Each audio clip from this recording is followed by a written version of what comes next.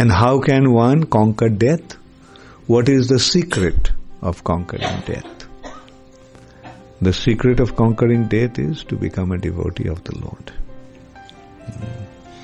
When one becomes a devotee of the Lord, he doesn't die. He simply changes his body.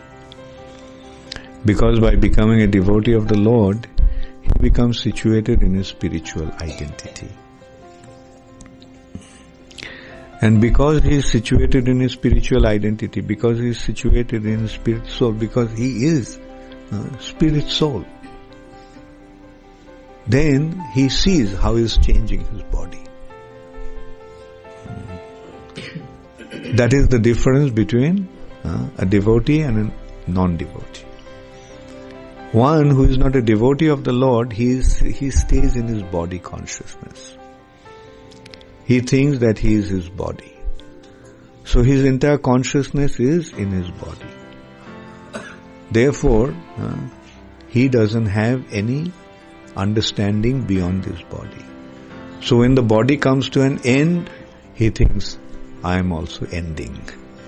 This is my end also. So that is the fallacy and misery of being in the bodily conscious concept of life. He is limited to his sense perception, limited to his body's consciousness. Whatever happens to the body, he thinks that's happening to him. Whereas when one becomes a devotee of the Lord, he becomes situated in his spiritual identity. Not only that, he thinks that, I am a spirit soul. He actually experiences that he is a spirit soul. His consciousness is in his spirit soul. And that happens only when one becomes Krishna conscious.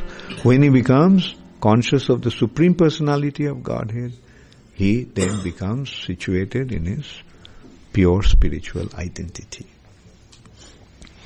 And in that situation, he simply sees that he is changing his body, his body, his body.